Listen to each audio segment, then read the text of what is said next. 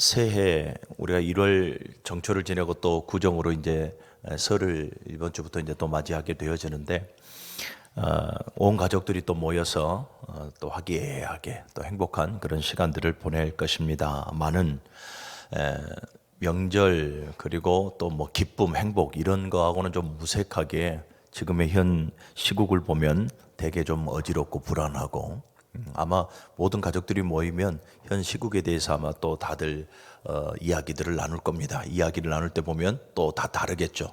약간 좀 젊은 층들은 아무래도 진보적인 성향, 또 어른들은 조금 보수적인 성향, 뭐 그렇게 해서 또 티격태격할 수도 있겠습니다. 우리나라를 보면 여러 가지 수식어들이 있습니다. 뭐 동방예의지국 예전에 말하는 것처럼 또 군사 독재 아래에서 민주주의 정신을 가지고 민주주의를 이루어낸 나라, 또 경제 대국을 이루어낸 나라, 그러다 보니까 또 인권이 존중받는 나라, 뭐 여러 가지 좋은 그러한 수식어들이 있습니다. 그런데 또 반대로 되게 듣기 싫은 그런 소리들도 많이 나오죠. OECD 국가 중에 보게 되어지면 우리나라가 참 안 좋은 상위 포지션에 있는 것을 보게 되어져요. 그러니까 뭐 이혼율은 세계 2위, 또 이 자살률 세계 1위, 사교육 세계 1위, 또 청소년 행복, 그다음에 청년들의 내일의 소망, 뭐 행복도 그럼 최하위. 뭐 이러한 안 좋은 포지션은 우리나라가 또 제법 많이 가지고 있습니다. 더 안타까운 것은 군사 독재 아래에서 민주주의를 이뤄낸 나라가, 그래서 또 경제 대국을 이뤄낸 나라가, 그래서 후진국 개발도상국에서 도전을 받지 않습니까? 우리나라의 그 민주주의 정신이나 경제 대국을 이루었던 모든 것에 있어서 이렇게 도전을 받게끔 했던, 덕을 끼쳤던 우리나라가 때 아닌 2024년에 때 아닌 계엄령을 우리가 보게 됩니다. 그 결과가 또 어떻게 되냐면 한국의 국가 신뢰도가 매우 크게 하락을 해버렸고, 그러다 보니 환율은 어떻게 됩니까? 어마어마하게 치솟게 됩니다. 그래서 경제적으로 굉장히 큰 손실을 보게 되어지고 국민들의 피로감은 매우 높아질 수밖에 없습니다. 그러니 새해 복 많이 받으십시오라는 이 인사가 굉장히 좀 무한하고 무색해질 수밖에 없습니다. 또 그 중에 하나 제가 이렇게 좀 서치되어진 것을 또 하나 찾아보니까 2021년 보도에 나온 것입니다. 2021년 보도를 보니까 가정법원의 유산 상속에 대한 유산 상속에 관한 법정 다툼이 1년에 2021년 한 해만 700번이 넘었다라고 이렇게 말을 하고 있습니다. 가정법원에서 진행되어지는 2021년이니 지금은 뭐 더하면 더할 수 있겠죠. 유산, 그러니까 재산 다툼이겠죠. 부모의 유산을 가지고 이 법정 다툼에 들어가는 것이 1년에 700건이 넘었다. 그 결과가 어떻게 되겠습니까? 남보다, 형제가 아니라도 남보다 못한 사이가 되어져 버리는 것을 보게 됩니다. 유산이라고 하는 것은 사전적 의미로는 조상이 남겨놓은 재산, 부모가 남겨놓은 재산, 이런 뜻을 가지고 있죠. 유산에는 두 가지가 있습니다. 가시적인 유산이 있고 불가시적인 유산이 있습니다. 가시적인 유산이라고 하면 또 두 가지가 있겠습니다. 하나는 뭐냐면 유전적인 유산이에요. 유전적인 유산이라고 하는 것은 뭡니까? 닮았다라는 거죠. 외모도 닮았고, 뭐 성격, 성품도 닮았고, 하는 행동도 말 어투 하나하나까지 닮았다. 저를 아는 우리 뭐 고향 분들이나 저를 아는 분들은 다 지네 엄마하고 판박이다라는 소리를 해요. 닮았기 때문에 그러는 거죠. 그리고 지금 우리 두 아들도 보면 제가 봤을 땐 제가 더 잘생겼는데 이 두 아들들이 저를 많이 닮았다, 또 이렇게들 말을 합니다. 유전적인 유산이에요. 그리고 또 가시적인 유산 중에 하나가 물질적인 유산이죠. 물질적인 유산이라고 하는 것은 아까 유산에 대한 사전적 의미대로 부모들이 남겨놓은 재산, 그러니까 뭐 돈이 되어질 수 있고 토지나 건물이나 부동산 등등등이 되어질 수가 있습니다. 그리고 또 하나는 불가시적인 유산이 있는데요. 이것은 부모의 교훈, 또 부모의 정신적인 유산, 또 신령한 신앙적인 면에서는 매우 영적이고 신령한 유산들을 말합니다. 어찌되었든 부모로부터 물려받은 유산, 가시적인 것이든 불가시적인 것이든 가시적인 유산은 자녀들의 삶의 기초가 되어져서 매우 유용적으로 쓰임받게 되어지고요. 이 불가시적인 유산, 정신적인 것이나 영적인 이 유산도 자녀들이 성장해가고 이 가정을 이루고 삶을 이루어 나아가는데 매우 이 정신적인 기준이고 기조가 되어질 수 있는 것이죠. 그래서 사실은 부모가 물려주는 유산은 가시적인 것이든 불가시적인 것이든 매우 위대하고 매우 유용적이고 매우 아름다운 것입니다. 그런데 문제는 뭐냐면 많은 사람들이 이 가시적인 유산에 더 치중하며 살아가더라. 보여지는 것, 그 보여지는 유산을 받으려고 더 거기에 치중하며 살아가게 되더라라는 것이죠. 그러다 보니까 누가 더 많이 갖느냐의 싸움을 가지는 거예요. 그래서 아까 말한 것처럼 법정 다툼을 하는 거죠.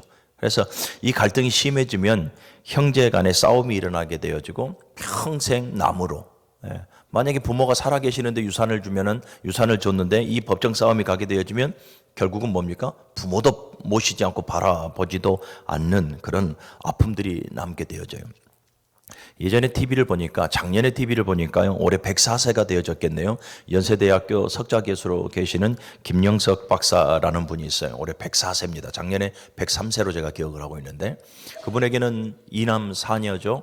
그러니까 6명의 자녀들이 있습니다. 물론 자녀들도 이제 나이가 많다 보니까 교수님보다 먼저 간 자녀들도 있기는 한데, 그분이 자녀들에게 남겨준 것은 물론 가시적인 유산도 있죠. 평생 교수의 직분을 하면서 모았던 재산들 자녀들에게 골고루 나눠주는 가시적인 유산도 있을 겁니다만은, 이분이 자녀들에게 나눠줬던 것은 가시적인 것보다 불가시적인 유산이 있어요. 그래서 늘 자녀들을 모아놓고 가훈을 세워놓습니다. 그 가훈이 뭐하냐면 이거예요.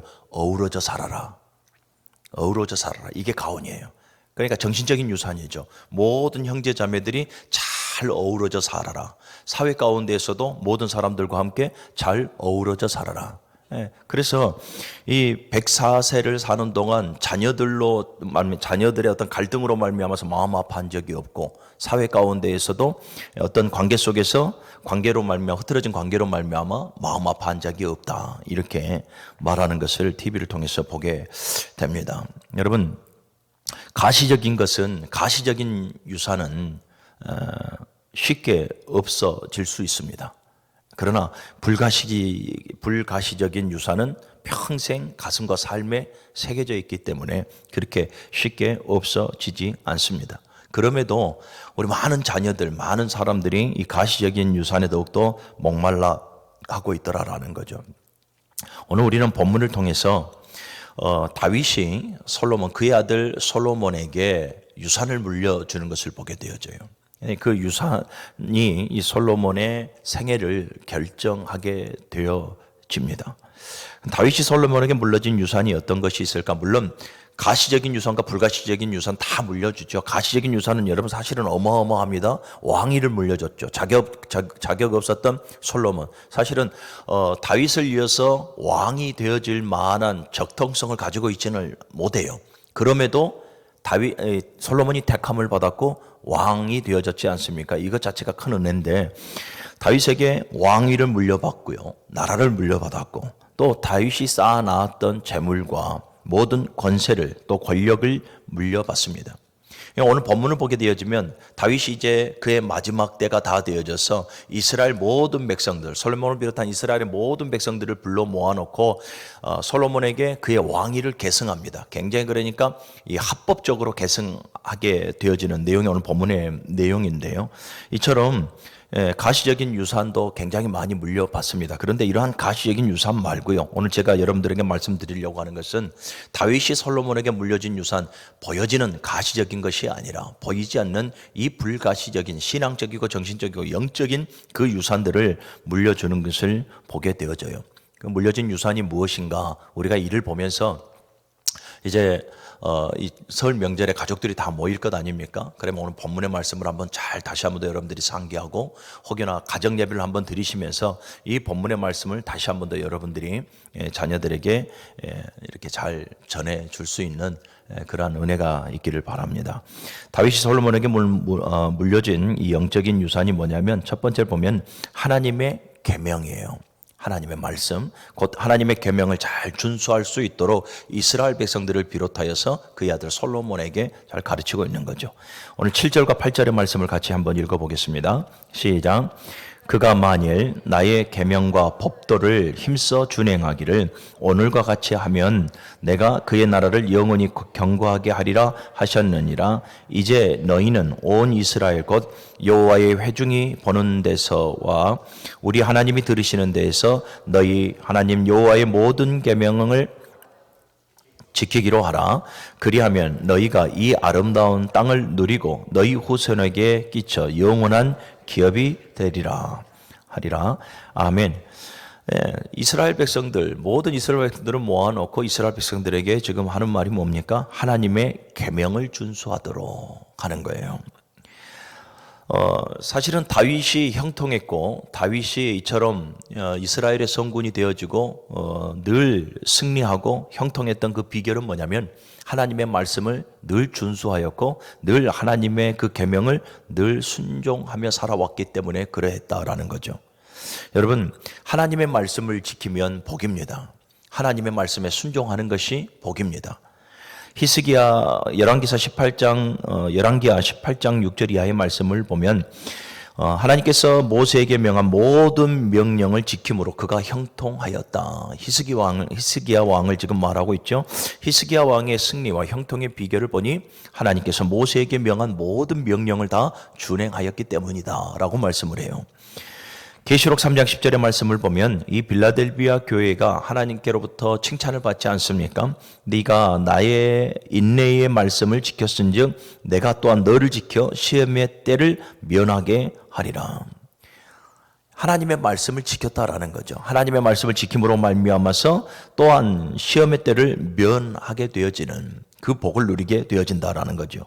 신명기 28장에서도 보게 되어지면 신명기 28장 1절에서부터 14절의 말씀은 여호와의 말씀을 주의 도를 주의 이 율례를 지켜 행하게 되어지면 축복을 받는다라는 내용이 1절에서부터 14절까지 나와요. 그리고 마지막 15절에서부터 마지막 66절까지는 불순종했을 때의 저주에 대해서 말씀을 하고 있는 거예요. 신명기 28장에서도 우리가 보면 알듯이 하나님의 말씀을 붙들고 그 말씀을 준행하며 살아가는 자들이 복을 받는다라고 분명하게 우리에게 말씀을 하고 있는 거죠. 오늘 다윗이 그 아들 솔로몬에게 말하는 거예요. 내 아들 솔로몬아, 너도 역시 동일하게 하나님의 계명, 하나님의 법도를 힘써 준행하라. 그것이 복이다라고 지금 말씀하고 있는 거예요. 자, 그리고 또 다윗이 솔로몬에게 준 영적인 유산 또 한 가지는 뭐냐면 하나님을 잘 섬길 수 있도록 믿음의 유산을 지금 물려주고 있다라는 거죠. 9절의 말씀을 또 한번 읽어보겠습니다. 9절입니다. 시작. 내 아들 솔로몬아, 너는 내 아버지의 하나님을 알고 온전한 마음과 기쁜 뜻으로 섬길지어다. 여호와께서는 모든 마음을 감찰하사 모든 의도를 아시나니 네가 만일 하나님을 그를 찾으면 만날 것이요 만일 네가 그를 버리면 그가 너를 영원히 버리리라. 아멘. 하나님을 섬기라라는 거예요. 섬기라라고 하는 것은 뭡니까? 하나님을 두려워하고 하나님을 경외하라라는 것입니다. 네 삶 속에 하나님의 주권을 세우고 하나님의 공의와 정의가 실현되어지는 삶을 살아가고 하나님의 통치와 하나님의 은혜 아래 살아가라라는 거예요. 하나님 없는 백성들처럼 살아가지 말고 늘 하나님을 마음과 힘과 뜻을 다하여 섬기고 사랑하라라는 거예요. 이처럼 이 하나님을 섬기라라고 말할 수 있었던 것은 사무엘하 7장을 보게 되어지면 다윗이 먼저 하나님을 절대적으로 섬겼고 섬김을 통해서 복을 받았기 때문에 그렇다라는 거예요. 다윗을 향한 하나님의 축복을 보게 되어지면 사무엘하 7장에 다윗이 이렇게 고백합니다. 하나님께 베풀었던 그 축복을 보면서 나와 내 집이 무엇이기에 나를 여기까지 이르게 하셨나이까. 7장 29절의 말씀을 보면 원하건대 주의 종의 집에 복을 주사 영원히 복을 받게 하옵소서. 주의 종으로서 영원토록 하나님을 섬기게 하여 주옵소서. 그러니까 하나님을 섬기는 것이 복이다라는 거예요. 다윗이 하나님을 향해서 정말 마음과 뜻과 힘을 다해 하나님을 섬김으로 말미암아서 그가 복을 받았다라는 것을 경험적으로 알아가게 되어지는 것이죠. 그래서 지금 그의 아들 솔로몬에게 하는 말이 바로 그거예요. 내 아들 솔로몬아, 너는 하나님을 섬기라. 그것이 복이다라는 것입니다. 또한 다윗이 지금 솔로몬에게 물려준 유산은 하나님의 나라를 세우도록 가르치고 있다라는 거예요. 하나님의 나라를 세우도록. 사무엘하 6장과 7장의 말씀, 또 오늘 우리가 읽었던 마지막 한번 보시길 바랍니다. 마지막 10절의 말씀 같이 한번 읽어보겠습니다. 시작. 그런즉 이제 너는 삼갈지어다. 여호와께서 너를 택하여 성전에 건물을 건축하게 하셨으니 힘써 행할지니라 하니라. 아멘. 하나님의 성전을 세우라라는 거예요. 건축하라라는 거예요. 예. 사무엘하 6장을 보게 되어지면 이 하나님의 언약궤를 이 아비나답의 집에서 운송해 올 때에 하나님의 그 언약궤를 예루살렘으로 운반합니다. 다윗이요 3만여 명의 성가들을 대동하고 그리고 새 수레를 만들어서 하나님의 언약궤 곧 법궤를 이 예루살렘으로 운반하지 않습니까? 물론 운반의 과정 가운데에서 우사가 그 자리에서 즉사하게 되어지고 여러 가지 사실은 어려움들이 있었고 오베데돔의 줌에 다시 3개월 정도 방치가 거기서 이 안치가 되어져 있었지만 결국 이 다윗은 하나님의 그 언약궤를 예루살렘으로 가지고 옵니다. 하나님의 언약궤를 찾고 예루살렘으로 가지고 왔던 이유가 뭡니까? 하나님의 주권이 세워진 나라, 하나님의 통치를 받는 나라, 하나님의 다스림을 받는 나라가 되려고 하나님의 법궤를 예루살렘으로 가지고 왔다라는 거예요. 그래서 사무엘하 7장을 보게 되어지면 내 집과 내 나라가 내 앞에서 영원히 보존되고 내 왕위가 영원히 경고하리라. 하나님의 법궤를 예루살렘으로 가지고 와서 하나님의 주권이 세워지는 나라를 삼고 싶고 하나님의 치리를 받는 나라를 세우고 싶은 다윗의 그 간절한 열망이 하나님께 상달이 되어지는 거예요. 그래서 사무엘하 7장에 내 집과 내 나라가 내 앞에서 영원히 보존되고 내 왕위가 영원히 경고히 서리라 라는 거예요. 그래서 이 복을 경험했던 다윗이 오늘 본문에서 내 아들 솔로몬아 너도 성전을 건축하라 라고 말하는 거예요. 성전은 뭡니까? 하나님의 집이요 하나님의 나라예요. 그러니까 하나님의 나라를 세우고 하나님의 주권을 세우고 하나님의 통치를 받는 나라를 만들어가라 라고 지금 이 영적인 유산을 물려주고 있는 거예요. 자, 그리고 또 보면 그 아들 솔로몬에게 또 하나 물려주는 것이 뭐냐면 신앙의 생활화를 이루라 라고 말을 해요. 신앙의 생활화를 이루라. 역대상 28장 9절의 말씀 우리 다시 한번 보면 내 아들 솔로몬아 너는 내 아버지의 하나님을 알고 라고 말씀을 하고 있어요. 내 아버지 하나님을 알고. 내 아비가 누굽니까? 다윗 자신이잖아요. 그러니까 다윗 내가 만난 하나님을 너도 알라라는 거예요. 알다라는 단어가 바로 야다라잖아요. 하나님을 경험하는 거거든요. 그러면 여러분 하나님을 경험할 수 있는 길은 뭡니까? 비신앙적 행태에서는 하나님을 알아갈 수가 없잖아요. 예, 하나님께서 인정하시는 그 신앙의 삶 속에 하나님께서 은혜를 베풀어 주시고 축복을 주시기 때문에 그 신앙의 삶 속에서 더욱더 하나님을 알아갈 수 있는 것이거든요. 그러니까 다윗이 신앙의 생활을 통해서 날마다 하나님을 경험하고 하나님을 알아가게 되어지는 거예요. 그래서 하는 말이 내 아들아 너도 네 아비의 하나님을 너도 알라라고 지금 권면하고 있는 거예요. 그러니까 이는 건 무슨 말이냐면 너도 나처럼 신앙의 생활을 온전하게 이룸으로 말미암아서 내 삶 속에 역사하셨고 나에게 은혜를 베풀어 주셔서 날마다 하나님의 은혜를 경험하게 하셨던 하나님을 너도 알라. 그러려면 너도 신앙의 생활을 이루며 살아가야 할 것이다 라는 것에 대해서 권면하고 있는 것입니다. 사랑하는 여러분, 중요한 것은 뭐냐면 다윗이 지금 솔로몬에게 계명을 준수하도록 가르치고 있죠. 하나님을 섬기도록 믿음의 유산을 지금 물려주고 있죠. 하나님의 나라를 세우도록 성전을 건축할 것에 대해서 지금 권면하고 있죠. 더 나아가서 신앙의 생활을 통해서 하나님을 알아가도록 계속해서 다윗이 지금 유언을 하고 있는데 유언과 같은 메시지를 지금 던져주고 있는데요. 여러분 이 모든 것은 다윗이 다 경험한 거예요. 다윗이 경험한 거.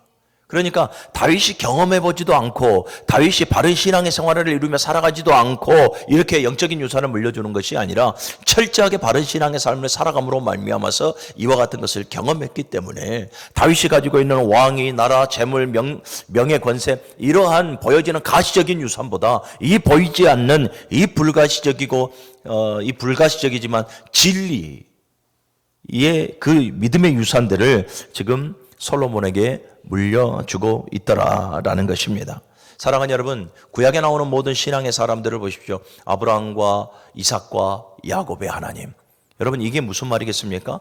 아브라함에게 주셨던 그 언약이 그대로 이삭에게 주셨던 그 언약의 갱신이 그대로 야곱에게 주셨던 그 언약이 그대로 그의 아들 요셉을 통해서 이루어지지 않습니까? 이게 뭐예요? 믿음의 그 유산들을 계속해서 자녀들에게 흘려보내줬다라는 것을 잘 알 수가 있는 것이죠. 여러분, 아브라함이 이삭이 야곱에게, 그리고 야곱이 요셉을 통하여서 이처럼 믿음의 유산을 물려준 것 같이 사랑하는 여러분, 우리 자녀들에게 이 영적인 유산을 물려줄 수 있는 우리 모든 부모들이요, 또 우리 믿음에 먼저 된 성도들이 되시기를 주님의 이름으로 간절히 축원합니다. 여러분, 솔로몬이 한순간이라도 잘 되었던 것은 다윗이 물려줬던 왕이나 나라나 재물이나 권세가 아니라 이 영적인 유산 때문에 솔로몬이 복된 삶을 살아갔다라는 것을 우리는 알아야 합니다. 이 다윗의 영적인 유산으로 말미암아서 축복을 받은 솔로몬을 보십시오. 어떤 축복을 받았는가? 먼저는 매우 신령한 면에서, 영적인 면에서 엄청난 축복을 받게 됩니다. 열왕기상 3장을 보게 되어지면 하나님 앞에 솔로몬이 왕위에 등극하고 난 이후에 하나님 앞에 솔로몬이 1000번제를 드리죠. 1000마리의 제물을 한꺼번에 잡아서 하나님 앞에 번제를 드리는 거예요. 이것은 하나님 앞에 헌신을 각오하는 것이고 하나님 앞에 감사를 드리는 것이고 하나님 앞에 온전한 예배를 드리는 것이죠. 그리고 더 나아가서 그와 모든 이스라엘 백성들이 영적인 대각성을 펼쳐나가는 이 영적 운동의 시작이 되어지기도 했었습니다. 이러므로 말미암아서 엄청난 하나님께로부터 복을 받지 않습니까? 신령한 지혜를 받아요. 그 지혜를 가지고 열왕기상 4장 32절에 보니까 잠언에 3000가지를 말하고 또 그의 노래가 1005편이나 되더라. 34절의 말씀을 보면 이 솔로몬의 신령한 지혜를 들으려고 천하 모든 왕들이 조공을 들고 찾아와서 이 솔로몬을 찾아와 그에게 신령한 지혜를 들으려고 하더라라는 거예요. 그래서 여러분들, 우리가 솔로몬 하면 군사력을 갖춘 왕이라, 또는 경제적인 이 경제가 부유한 왕이라, 재력가라 이렇게 표현하는 것이 아니라 성경을 보니까 지혜의 왕이라 이렇게 표현을 하고 있는 거예요. 그러니까 영적으로 얼마나 큰 축복을 받았는가를 잘 알 수가 있죠. 또 영적인 축복뿐만 아니라 이 땅에서의 삶도 매우 기름진 복을 받아 누렸다는 것을 잘 알 수가 있습니다. 1000번제를 통해서 하나님께서 나타나서 무엇을 내게 원하느냐, 내가 무엇이든지 줄게 라고 했을 때 하나님의 백성을 잘 치리할 수 있도록 지혜를 주옵소서. 이럴 때 하나님께서 지혜를 주시고, 지혜만 주셨던 것이 아니라 구하지 아니하였던 부귀 영화의 복도 하나님께서 주셨으니 감당하지 못할 복을 하나님께서 솔로몬에게 쏟아 부어주시는 것을 봅니다.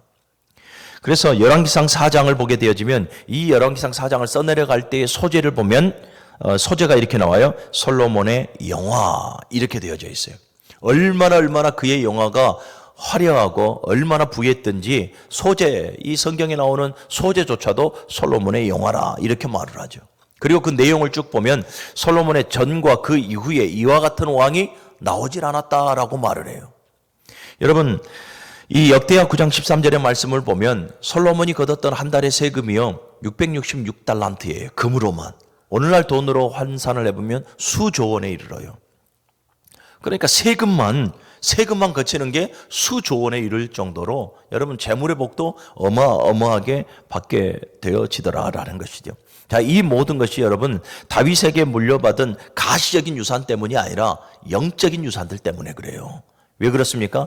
이 영적인 유산을 잘 처음에는 따름으로 말미암아 계명을 준수하죠. 하나님을 잘 섬기죠. 하나님의 나라를 세워 나아가는 데 있어서 최선을 다하죠. 신앙의 생활화를 이루면서 나아가려고 애쓰는 솔로몬의 처음의 모습을 보게 되잖아요. 그러니 하나님께서 그에게 이 영적인 신령한 복과 더불어서 부귀영화라는 가시적인 복도 충만하게 베풀어 주시었더라라는 것입니다. 사랑하는 오늘 이 말씀을 듣는 우리 모든 성도 여러분, 이번 이 명절에 우리 자녀들, 가족들이 다 모일진데 그곳에서 우리 자녀들을 향해서 여러분들 깊이 오늘 본문의 말씀을 묵상하면서 자녀들에게 우리가 물려줄 수 있는 것이, 물론 우리가 열심으로 땀 흘려 수고해서 우리가 또 거둬들였던 그러한 보여지는 유산도 자녀들에게 물려준다면 자녀들의 삶의 기초가 되어지고 매우 유익이 되어지겠죠. 그런데 여러분, 가시적인 유산은 매우 불완전한 유산입니다.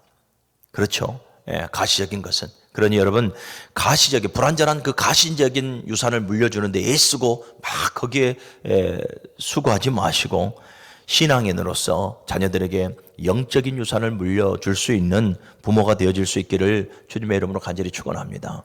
솔로몬은 다윗으로부터 이 영적인 유산을 받음으로 말미암아서 그의 전반부의 인생을 보면 이처럼 신령하고 기름진 복을 받아 누리며 살아가게 되는 것을 보게 됩니다.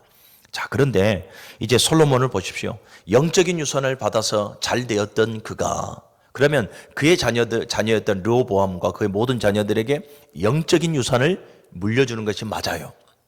영적인 유산을 받음으로 말미암아서 신령한 복과 기름진 복을 이처럼 받았던 그가, 그렇다면 그 사랑하는 자녀들에게 다윗과 동일하게 영적인 유산을 물려주는 것이 맞는데, 열왕기상 11장 솔로몬의 타락에 대한 내용들이 쭉 나오고 솔로몬의 마지막 결과에 대한 내용들이 쭉 나오지 않습니까? 이 열왕기상 11장 이하의 말씀을 보면 솔로몬이 그의 자녀들에게 영적인 유산을 물려주지 못해요. 신앙의 생활화를 이루지 못하고 점점점 타락하는 것을 보게 됩니다. 먼저는 그토록 다윗이 그의 아비였던 다윗이 권면했던 하나님의 말씀을 준수하라, 하나님의 계명을 준수하라 했는데 하나님의 계명을 어기며 살아가요. 열왕기상 11장 3절 이하의 말씀을 보면 하나님의 계명 중에 이방인들과 통혼하지 말라라는 계명도 있는데 결국은 이방인들과 통혼하죠. 처와 첩이, 물론 정략 결혼이긴 합니다만은 처와 첩이 무려 1000명이 되어지죠. 이방 여인을 사랑하고 맙니다. 또 우상을 섬기지 말라 했는데 이 아스다롯을 비롯해서 암몬에 가정한 밀곰, 이 몰록입니다. 그러니까 자기의 자녀를 이 산채로 불에 태워 드리는 이 몰록을 섬기게 되어지고 모압의 그모스를 섬기게 되어집니다. 그리고 이 이스라엘 백성들도 이와 같이 이 우상들을 섬길 수 있도록 무엇을 짓습니까? 산당을 지어서 우상에게 분향하게 만듭니다. 하나님의 말씀에 불순종한 것이죠. 또한 계명을 어겼을 뿐만 아니라 하나님을 떠나 살아가기 시작합니다. 열왕기상 11장 9절의 말씀을 보면 솔로몬이 마음을 돌려 이스라엘 하나님을 떠남으로 이렇게 말을 해요. 솔로몬이 마음을 돌려. 그러니까 이 솔로몬의 전반부에는 어떻게 했습니까? 아버지 다윗의 유산이 영적인 유산 물려준 그대로 하나님의 계명을 준수하고 하나님을 잘 섬겼고 하나님의 주권을 세우고 나라를 세워 나아가는데 총력을 다 기울였고 어찌 되어졌던 신앙의 생활을 이루려고 하는데 몸부림쳤는데 이제 그 후에 소위 표현이 그렇습니다. 등 따시고 배부르고 난 이후에 그의 삶을 보니까 하나님의 계명을 지키지 않아요. 그리고 하나님을 떠나 살았다라고 말을 해요. 그러다가 망한 왕이 누굽니까? 이스라엘의 초대 왕이었던 사울 왕이에요. 사울 왕이 여호와를 떠남으로 여호와의 신이 그를 떠나 악령이 그를 지배하고 결국은 저주 가운데 모든 가족들도 저주 가운데서 끝나버리는 것을 보지 않습니까? 그 길을 지금 솔로몬이 걷고 있었다라는 거예요. 여러분, 하나님을 떠나 산다라는 것이 뭡니까? 하나님을 떠나 산다라는 것은 결국은 뭐냐면 마음이에요. 마음이 하나님을 떠나버렸다라는 거예요. 마음이 온전하지 못한 거예요. 두 마음으로 나눠져 버렸어요. 세상과 하나님, 죄와 하나님. 이처럼 두 마음으로 나눠져서 하나님께 온전한 마음을 드리지 못했다라는 의미가 되어지는 거죠. 결국은 보십시오. 그의 아들 르호보암에게 이 영적인 유산을 물려주지 못하니까 가시적인 유산만 물려주잖아요. 왕위를 물려주지요. 나라를 물려주되 여러분 나라라고 온전한 나라입니까? 두 토막이 나버리지 않습니까? 그리고 결국은 아수르에 의해서 그의 나라가 다 멸망을 당하고 북이스라엘이 멸망을 당하고 남유다에 의해서 바벨론에 의해서 남유다도 결국은 멸망을 당해버리는 것을 보게 되어져요. 왜 그렇습니까? 그가 그의 자녀들에게 영적인 유산을 물려주지 못했기 때문에 그래요. 사랑하는 여러분, 하나님의 은혜를 받은 신앙인들은 자녀들에게 가시적인 유산을 물려주는 데에 땀 흘려 수고하는 것이 아니라 영적인 유산을 물려줄 수 있는 우리가 되어져야 합니다. 우리의 자녀들이, 여러분, 우리가 부모의 입장에서 자녀들을 생명보다 더 소중히 여기지 않습니까? 내 생명보다. 그런데 내 생명보다 더 소중히 여기는 내 자녀들이 여러분 예수 안에 살아가지 못하면, 부모가 영적인 유산을 물려주지 못하면, 그래서 정말 예수 안에 살아가지 못하고 은혜 안에서 멀리 떨어져 살아가게 되어지면 우리는 그들의 종국을 너무나 잘 압니다. 생명처럼 사랑하는 내 자녀들이 여러분 예수 안에 살아가지 못하면 지옥 가요. 영원한 사망 가운데 살아갈 수밖에 없어요. 심한 말이 아니잖아요. 진리죠. 그러니 여러분, 생명, 내 생명과 같이 사랑한다는 내 자녀들이 지옥 가는 걸 어떻게 봐요? 그러니 여러분, 지금이라도 내 자녀들에게 이 믿음의 유산, 영적인 유산을 물려줄 수 있는 우리 모든 부모가 되어졌으면 좋겠습니다. 예. 제가 개척을 했을 때에 제가 참 사랑하는 집사님 한 분이 계십니다. 지금도 간혹 연락을 하고 있는데요. 이분을 보게 되어지면 이분은 광주시청 옆에 있는 땅에 한 5분의 1을 가지고 있었던 분입니다. 아버지가 그 유산을 물려주셨어요. 그런데 이분이 여러 가지 이제 사업을 하게 됩니다. 여러 가지 사업을 함으로 말미암아서 폭망합니다. 그 많은 지금 시청 옆에 유독 땅의 5분의 1이 자기네 땅이었으니까요. 아주 폭망을 하게 되어지는데, 그래서 제가 개척을 했을 때 저를 만났어요. 어느 날 보니까 수요 예배에 빠지지 않고 계속해서 오고, 또 금요 기도에도 오고, 새벽 기도에도 계속해서 나옵니다. 예배하러 나오니까 막지는 못하고 기도하러 나오니까. 그런데 어느 날부터 또 저희 본 교회에다가 11조를 내기를 시작합니다. 일반 헌금이라면 제가 받는데 11조를 내요. 그래서 제가 돌려드리면서 본교회에 내십시오. 계속해서 11조를 내요. 본교회에 내십시오. 그래서 나중에 어느 날 상담이 와요. 예, 목사님 말씀도 좋고 기도도 뜨겁게 하니 이 교회를 좀 다니고 싶습니다. 제가 거부했죠. 예, 본교회로 나가시라. 그러다가 계속해서 그래도 교회를 나오려고 해요. 자기가 영적으로 해보겠다라는 거죠. 그러면 본교회 목사님께 가서 이 이명서를 써오시든지 아니면 축복 기도를 받고 와라. 되게 자존심이 대쪽 같은 분이거든요. 보편적으로 담임 목사가 그 정도 했으면 사실은 안 받겠다라는 의미도 있는 것 아니겠습니까? 그런데 어느 날 왔어요. 와서 본교회 목사님께 개척교회를 섬기겠다 말씀드렸고 축복 기도를 받고 왔다라고 해요. 너무나 참 감사했죠. 그래서 같이 신앙생활을 했는데 당신이 느낀 거예요. 그러니까 지금으로 따지면 여러분 시청 옆에 얼마나 비싼 땅들입니까? 지금 땅 수백억 원 정도 되어지는 것인데, 그런데 그것이 정말로 부질없다라는 것을 알아요. 그래서 딸이 하나가 있고 이 이란성 쌍둥이가 있고 아들이 있는데 그 자녀들을 다 우리 교회로 데리고 나와서 그 자녀들을 신앙 안에서 잘 가르치고, 내가 너희들에게 물려줄 수 있는 것은 아무것도 없고 이 믿음의 유산만큼은 너희들에게 물려줄 수 있으니 열심히 신앙생활하자 하면서 강제로 자녀들을 끌고 와서 예배해요. 그런데 여러분, 그 자녀들이 다 잘 됐어요.